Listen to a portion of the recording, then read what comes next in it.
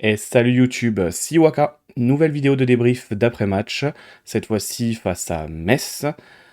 J'ai regardé tranquillement le match, je l'ai revu, j'ai séquencé tout ça hier après-midi pour vous sortir les meilleures images possibles du match, pour voir un petit peu ce que j'en ai pensé et vous ressortir des éléments tactiques sur ce qui s'est passé. Mais avant ça, déjà, merci à tous pour votre soutien, pour tout ce que vous faites, du coup, tous ceux qui suivent les vidéos, qui like, qui commentent, les abonnements, voilà, c'est super.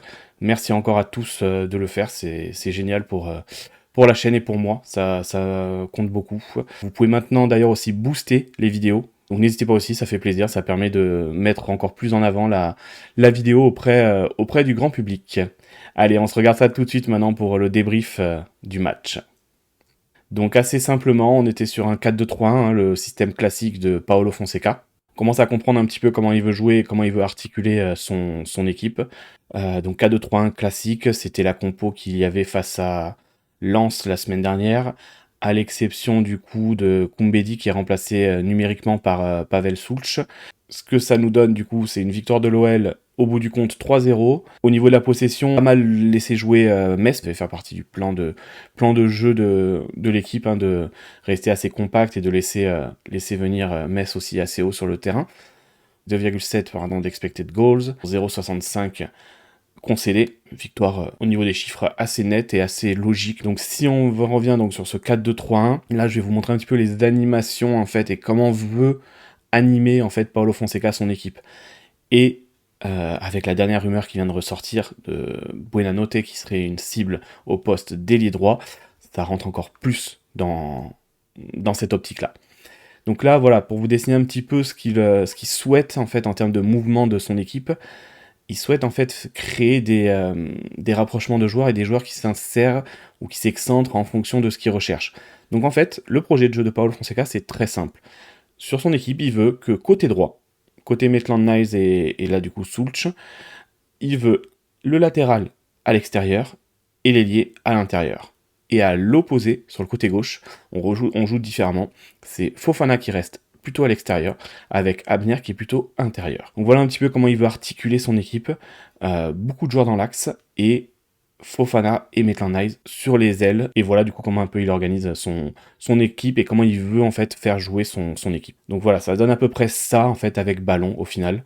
Donc ça on va le voir de toute façon avec les séquences que j'ai sorties un peu plus tard. Vous allez voir et vous allez comprendre exactement ces utilisations-là. Mais voilà en gros pour retenir un peu schématiquement comment veut jouer Paulo Fonseca. Voilà, j'avais entouré ici Tyler Morton parce que du coup pour moi c'est mon homme du match. Donc je vais pas forcément sortir de séquences spécifiques sur lui. Il va être visible sur les séquences offensives que je vais présenter. Pour moi il était partout. C'est vraiment le métronome du milieu de terrain. C'est vraiment par lui que passent tous les ballons. J'ai regardé au niveau des nombres de ballons touchés, donc 84. C'est le joueur, en dehors de nos deux défenseurs centraux, qui a touché le plus de ballons sur le match. Donc tous les ballons, ou presque, passaient par lui avant d'être ensuite redirigés. Donc, comme je disais, il fait pas forcément que des choses extraordinaires. Il fait beaucoup de choses très simples, mais très bien, et toujours dans le sens du jeu. Garder le ballon, attirer l'adversaire pour ouvrir sur le joueur à côté de lui, faire la passe à ce moment des fois quand il faut la passe laser, changer le jeu, orienter, garder le ballon contrôlé, refaire tourner derrière, se proposer, parler aux autres.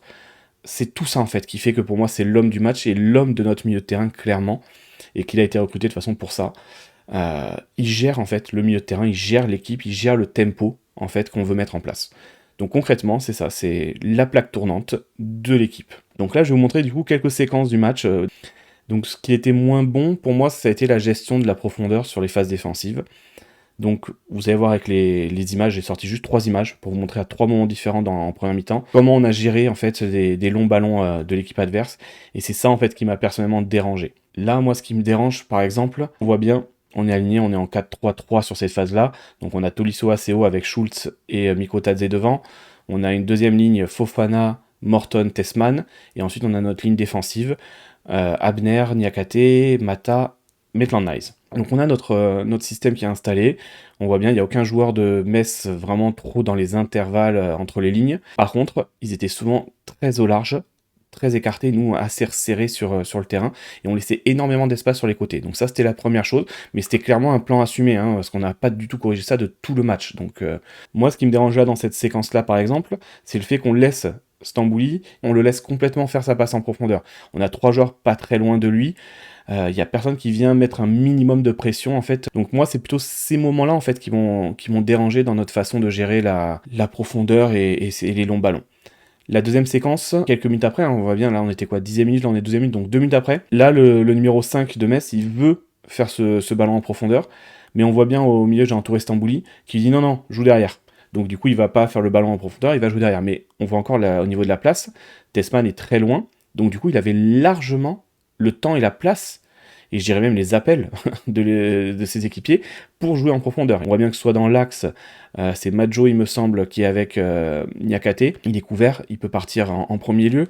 Et tout en haut de l'image, on avait 2 autres joueurs qui étaient assez libres dans le dos d'Abner, encore une fois, pour aller en profondeur. Donc ça, c'est peut-être les points qu'il va falloir faire attention, c'est de ne pas laisser autant de place à l'adversaire, en fait, aussi pour jouer ce long ballon. Parce qu'un adversaire qui joue des longs ballons, c'est une chose. Mais on peut, nous, aussi être un minimum plus agressif et moins laisser jouer ces longs ballons. La troisième séquence maintenant, encore une fois on est à la 18e, hein, donc vous voyez c'est assez resserré en termes de temps. Nouveau jeu long, donc là on est sur un positionnement en 4-4-2, avec juste Tolisso qui est plus haut avec Mikotadze, mais encore une fois, assez loin du joueur messin qui peut lui faire la passe en profondeur.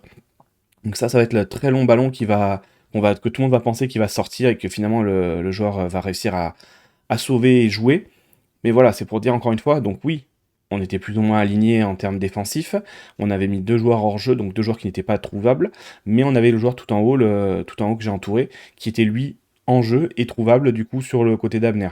Gérer la profondeur c'est une chose au niveau de la ligne défensive, mais il y a aussi la première ligne qui doit être un peu plus agressive sur ce genre de ballon pour empêcher aussi de jouer dans un confort, parce que voilà, plus on laisse de place, plus on laisse de temps, forcément plus les ballons vont être faciles à donner offensivement pour les joueurs de Metz par exemple dans ces situations-là. Donc voilà un peu les 3 petites séquences que je voulais revenir qui étaient un peu moins bonnes et qui m'ont un peu moins plu sur ce match.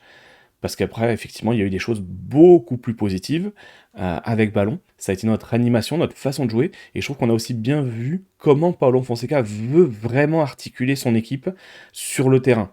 Donc ça, maintenant, c'est ce qu'on va voir tout de suite pour vous montrer un petit peu ce qu'il y a comme séquence un peu offensive qui était intéressante. Donc du coup, si on se regarde un petit peu les séquences que j'ai relevées, hein, du coup, pour l'animation et notre façon de jouer. Donc voilà, ce que je vous ai dit, hein, du coup, hein, les 2 losanges au milieu et les 2 joueurs écartés, donc Maitland-Niles et Malik Fofana. On voit bien qu'en plus, notre deuxième losange est entre les 2 lignes, la ligne du milieu de terrain et la ligne défensive de Metz. Donc on est vraiment bien positionné pour recevoir un ballon à l'intérieur. Donc voilà, on reçoit un ballon. Le ballon arrive après la phase de relance sur Niakate. Il y a une première ouverture du coup à noter sur Fofana. Et cette ouverture aussi est faisable et bonne parce qu'on voit bien que Abner sur l'image est en train de faire un appel à l'intérieur, ce qui fait que Stambouli aussi va de 1 suivre un minimum ce qui se passe dans son dos et le suivre, mais aussi que le latéral droit de Metz va recentrer vers Abner plutôt que de rester sur l'aile avec Fofana. Donc il va lui se recentrer avec Abner. Donc ça c'est intéressant.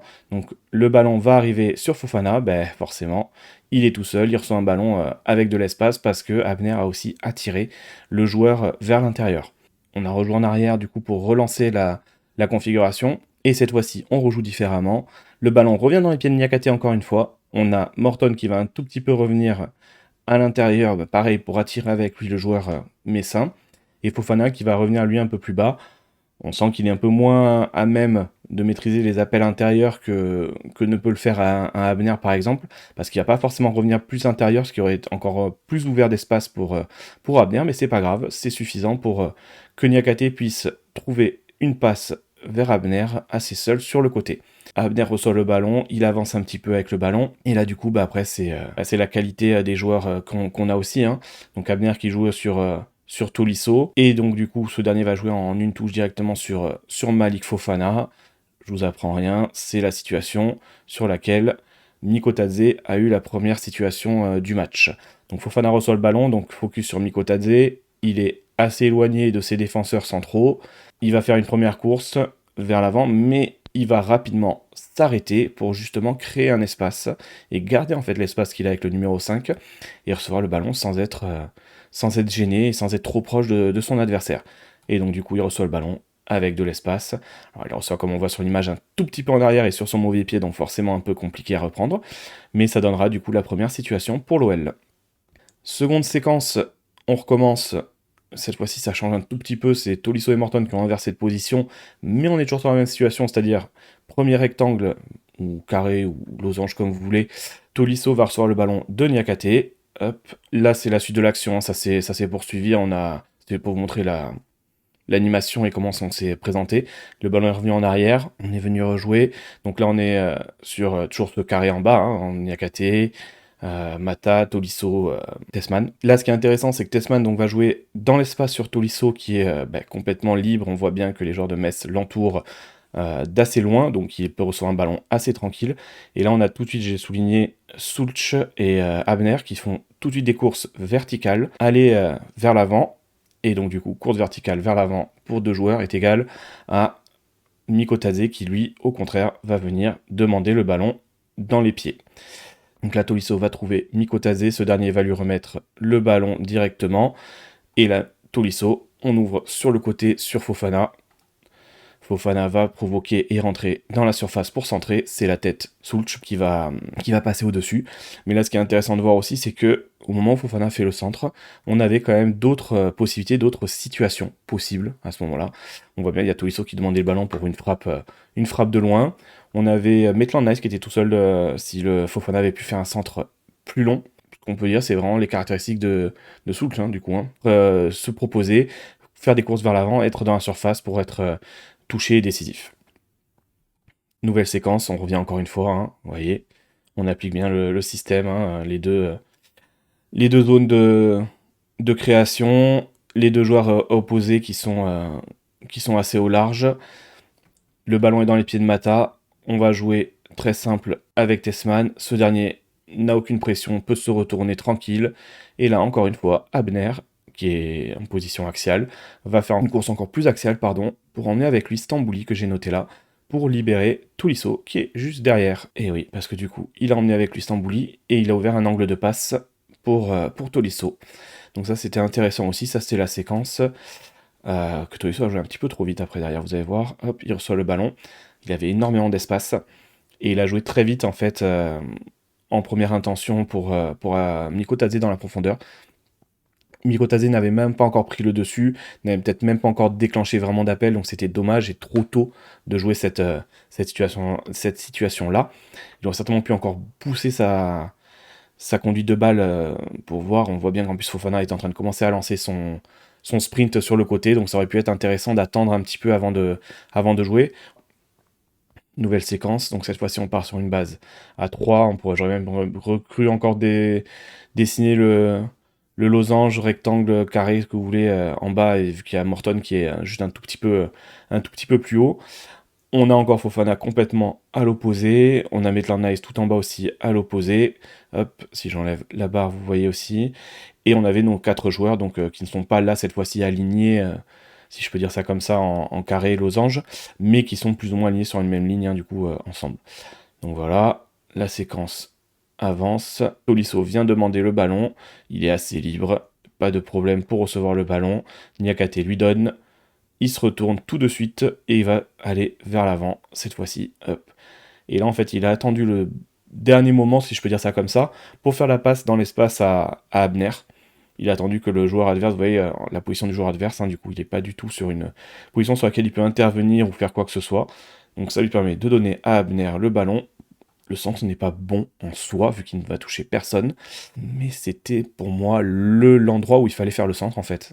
Et c'est en fait là pour moi c'est Mikotadze qui n'a pas fait l'appel qu'il fallait, parce que Mikotadze aurait dû être à cet endroit-là. On voit bien que Schultz est déjà dans l'axe, lui, entre les défenseurs, donc Mikotadze aurait dû, lui, dans cette situation-là, couper, justement, passer devant le défenseur central de Metz, et recevoir le ballon en fait dans cette zone-là. Donc après, Abner ne réussit pas son centre, bien évidemment, mais la zone visée, en finale, il aurait dû avoir un joueur à cet endroit-là, dans la zone dans laquelle Abner a tenté de faire le centre. Nouveau losange, là, au milieu de terrain. Ça recommence. Donc là, c'est plutôt les 4 milieux que j'ai notés ensemble. Voilà. Le ballon va dans les pieds de Niakate, pardon. Et donc ça, c'est le premier but. Donc on voit bien, Schulz, il avait commencé complètement à droite, il a commencé à se recentrer, il se recentre de plus en plus et il va même aller sur l'aile gauche. On a Niakate, lui, qui va avancer avec le ballon, et Fofana qui va commencer à prendre la profondeur. Donc Niakate a le ballon, il se projette, il la met à Schulz à cet endroit-là, ce dernier contrôle, et là, c'est du Schulz tout craché. On prend le ballon, on court vers l'avant, on va vers le but. Et on voit que Fofana commence à lancer la course, et là, Schulz, du coup, il y a un espace, ils sont 2-3 avec Mikotadze, il peut servir Fofana, ce dernier, hop, première feinte pour recevoir le ballon, deuxième feinte, et là, du coup, il n'a plus qu'à conclure et marquer le but. Donc on voit bien aussi que Schulz, quand il a commencé à vachement se recentrer et être à cet endroit-là sur le terrain, était beaucoup plus intéressant aussi, forcément, que sur l'aile droite. Il a eu beaucoup de mal à jouer sur l'aile droite. Il a eu beaucoup de mal, même tout court dans le match, je trouve. Problème de repère, problème d'organisation de lien avec l'équipe, forcément. Mais voilà, à prendre en compte et ça ne peut qu'aller mieux de façon au fur et à mesure quand il sera aussi peut-être utilisé mieux sur le terrain et qu'il sera mieux intégré à l'effectif. Nouvelle situation, Morton reçoit le ballon, tout de suite il va se retourner, se mettre vers le but, comme il sait le faire, et on voit Schulz qui lui commence à regarder ce qui se passe de l'autre côté. Ça c'est l'organisation du deuxième but, on voit bien Maitland Nice tout en bas qui est tout seul. Donc Morton se retourne, hop, on joue avec Schulz dans l'espace, on fait une course après derrière pour redemander le ballon entre les deux. Schulz va lui remettre le ballon, il est libre. On a Maitland Nice qui est tout en bas seul. Et là, c'est la qualité qui fait aussi que Tyler Morton est au-dessus des autres. Il a vu, il a le petit regard quand il reçoit le ballon, il a vu l'appel de Maitland Niles.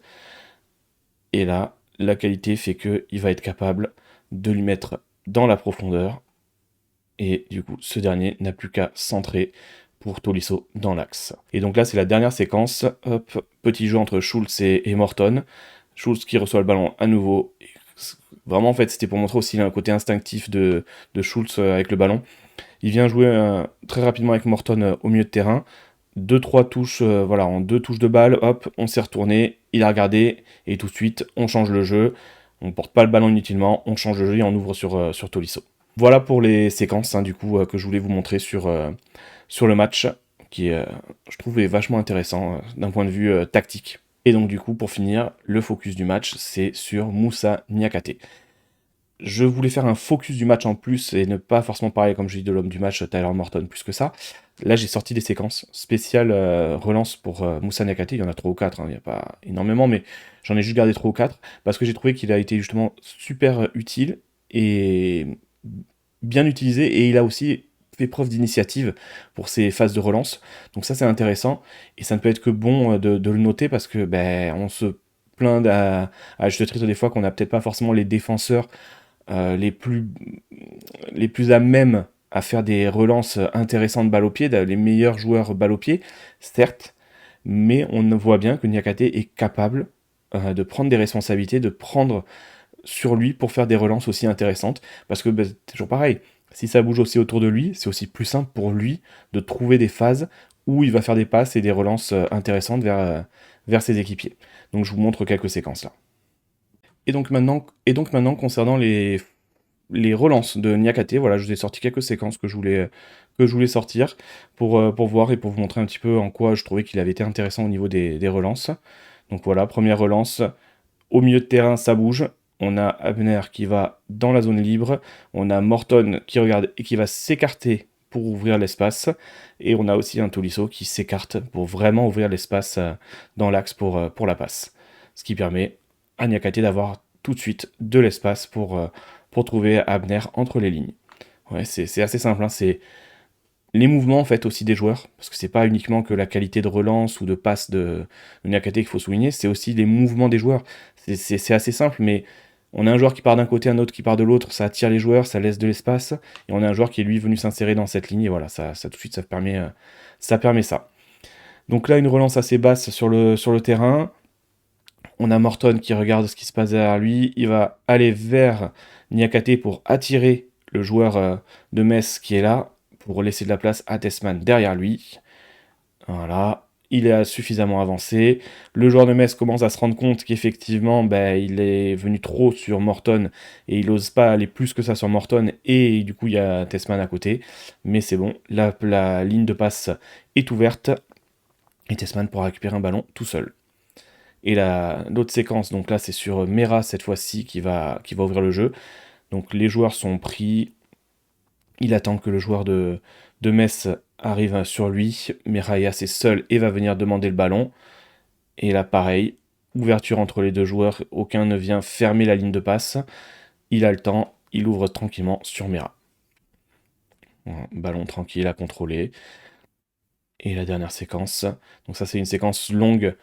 On a du coup Niakate qui reçoit le ballon. Là, il y a Mera qui va tout de suite lancer un énorme appel de balle dans la profondeur.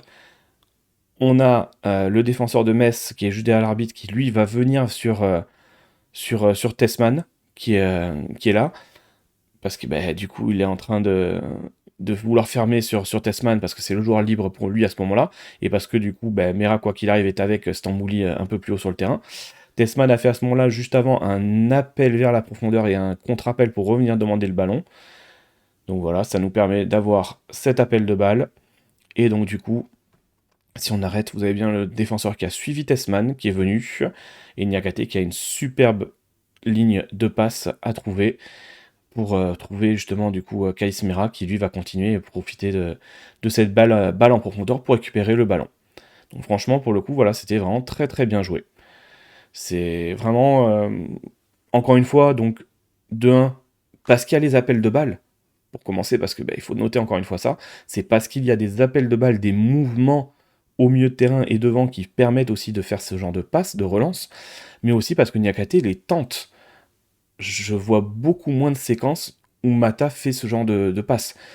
C'est pas une critique envers Mata, mais on voit que entre les deux, c'est Niakate qui est responsabilisé sur cette séquence, et sur ces séquences d'ailleurs, pour être le joueur qui fait ses passes, qui tente ses passes entre les lignes. Voilà, c'est tout pour ce débrief. J'espère que ça vous aura plu, qu'on a fait un petit peu le tour. Dites-moi en commentaire si vous êtes d'accord, pas d'accord avec ce que j'ai relevé. Est-ce qu'il y a des choses autres que vous avez vues dans ce match qui vous ont plu ou justement pas plu, hein, parce que forcément, tout n'est pas parfait. Voilà, donc j'espère que ça vous aura aussi permis de voir et de comprendre encore mieux et plus la façon de jouer et l'envie de jouer de Paulo Fonseca, son style de jeu, sa façon de voir l'animation sur le terrain, qui n'est pas forcément l'animation papier en fait de base, comme on peut le voir. Ça change énormément entre ce qu'on a sur le papier et ce qui se passe ensuite sur le terrain. Et encore plus, je trouve, de comprendre par rapport à la dernière rumeur sur Facundo Buenanote, qui pour moi s'intégrera encore mieux dans ce poste de d'ailier droit qui rentre à l'intérieur. Voilà, donc c'est tout pour cette vidéo. Merci de l'avoir suivi jusqu'au bout. N'hésitez pas encore une fois à vous abonner, liker, partager la vidéo et la commenter et la booster maintenant que vous pouvez. Merci.